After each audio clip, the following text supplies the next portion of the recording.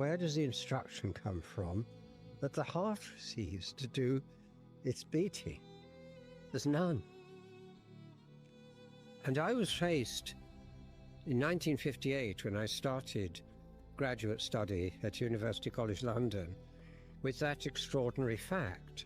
Nobody knew how it could be that a muscle could excite itself to be rhythmic, whereas actually the question was, nothing does.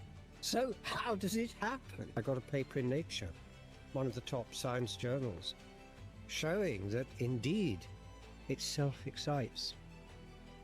There is, in a biological system, always the possibility that it might generate an automatic cycling process.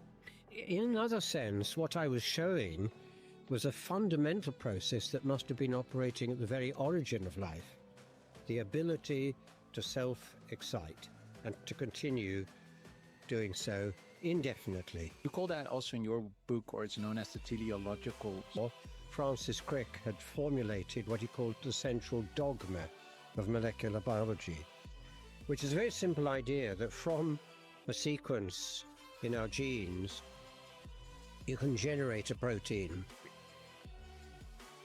That is impossible, miles and kilometers away. And yet, within seconds, a signal comes from way over there in Paris to the nucleus here in Leiden and tells the genome, please do the following.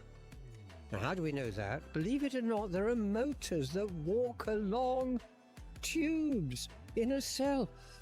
There are tube trains. You say it works both ways, so these That's true. it out.